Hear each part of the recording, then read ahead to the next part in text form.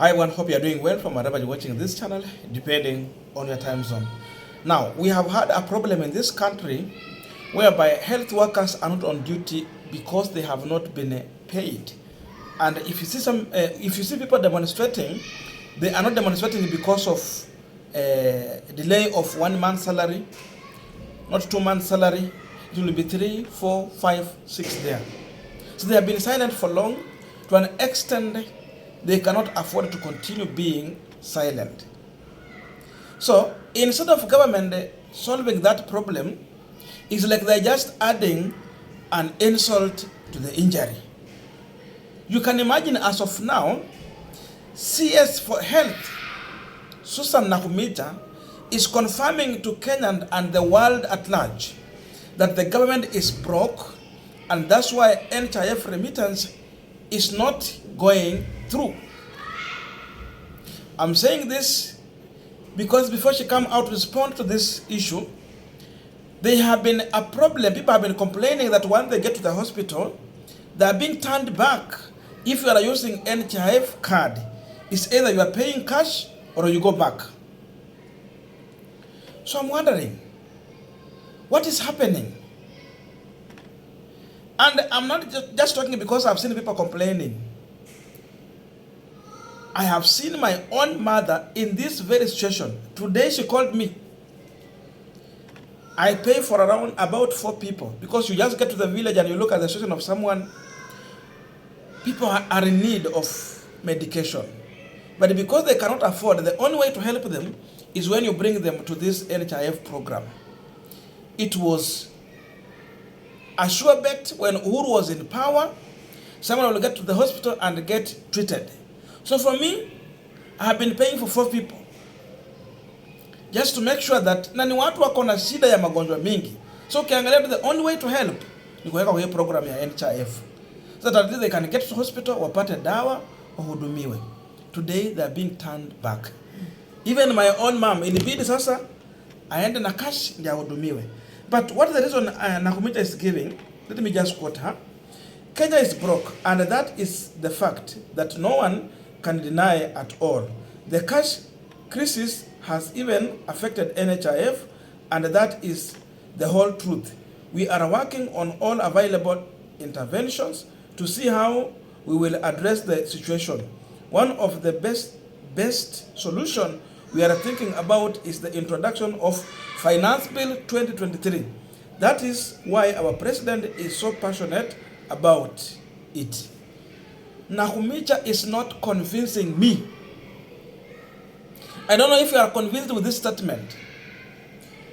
What does NHIF has to do with the 2023 finance bill? The people who are in NHIF program are not waiting for the government to give them money for health. This is insurance that is being paid directly by people through their employer, and those who are paying directly from their own pocket. Kwa wale wajaajiriwa kazi. I pay every month 500, so 4 people is 2,000. What does the 2023 finance bill has to do with this money? Hii ni pesa ya wagonjwa. The important thing is to make sure that people, when they get to hospital, they are treated.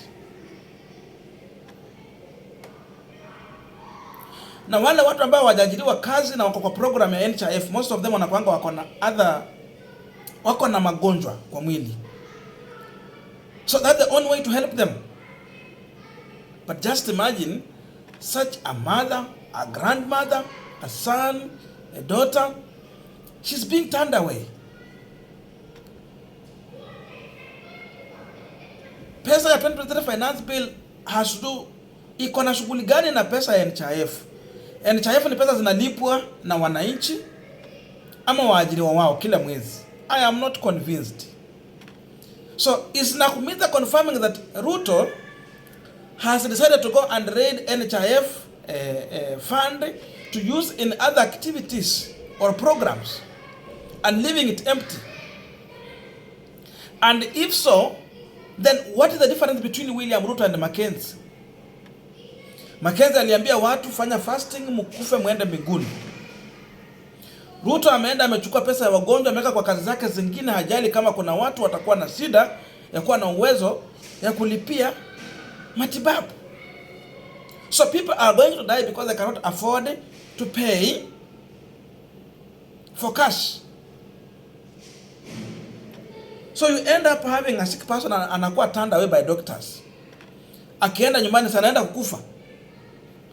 Kama huyu atakufa juu yeye ni mgonjwa na serikali ya William Ruto ilichukua pesa ya NHIF. Ruto na Mackenzie hakuna tofauti. She's continuing here. I want to assure Kenyans that we sat down with the president this week and informed him about the necessity of the health sector in the country.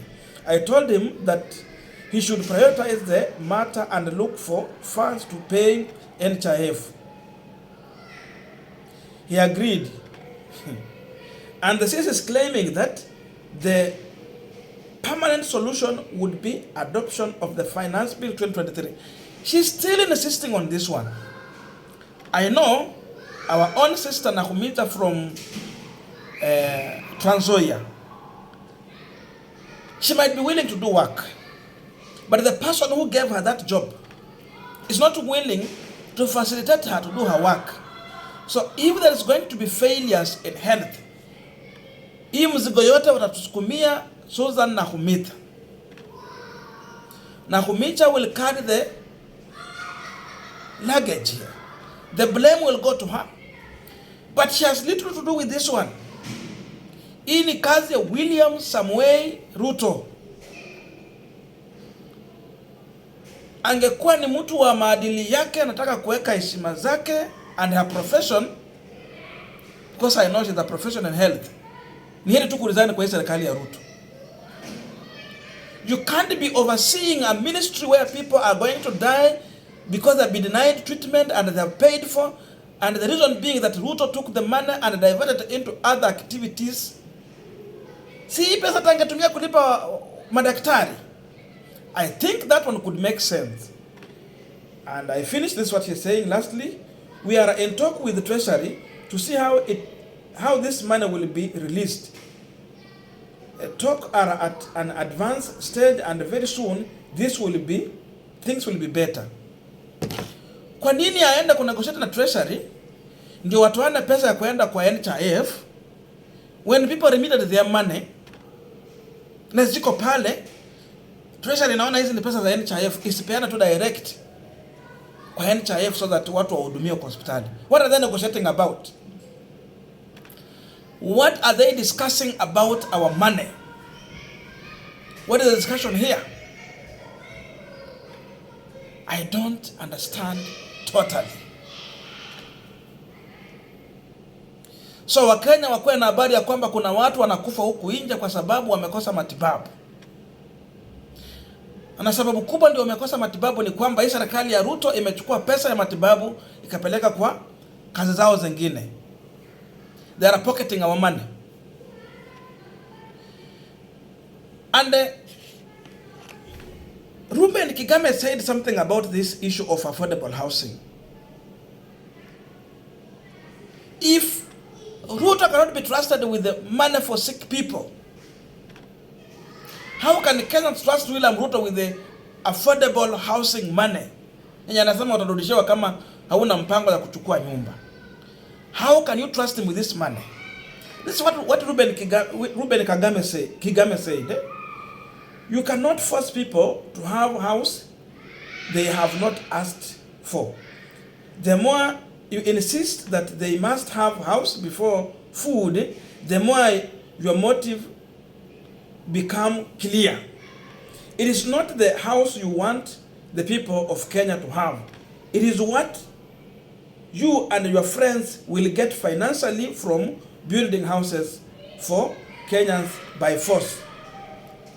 This was a former presidential candidate, Ruben Kigame. Me, I'm disturbed. This is what Kenyans are saying. Let me just read some of the comments. David, perhaps, is serious. Some people think it's a social media show.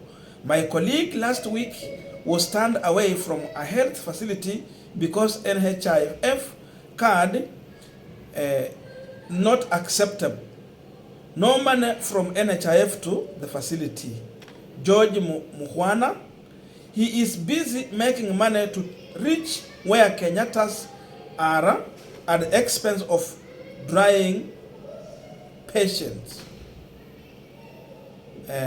Magna, you can imagine this is the same gangster regime telling Kenyans to accept housing tax for a refund after 7 years. If Ruto has abandoned affordable housing by Uhuru, who guarantees Kenyans that the next president after 5 years or earlier will inherit this illicit housing idea? In any case, will that money last 1 year in the account? Tuko mahali pabaya. I'm talking from a point of experience because I've seen my own mom being denied this service. Today, si jana, leo. Alinipigia simu. Sasa, watu waenda wapi? I think inafaa kuwa na program. Sijui watu waenda sasa kwa private ama ikuwa namna gani. Something close to that. Sababu ya serikali, hakuna mahali utakuwa na any trustworthy. Uhuru Kenyatta helped a lot. People had confidence in NHIF. You would go to hospital, tunajua kuna wizi ilikuwa pale, kuna madaktari fulani walikuwa naiba. Mtu amekuja tu ni mgonjwa kidogo, utapata wamekata pale like 20,000 kwa gharama yenye ilikuwa tu igaramike maybe for 2, 3, 4,000. That is something they were supposed to deal with. But withdraw pesa ya NHIF peleka kwa kazi zako. Uache watu wanakufa. You are no longer president. You are no longer president. You are something else.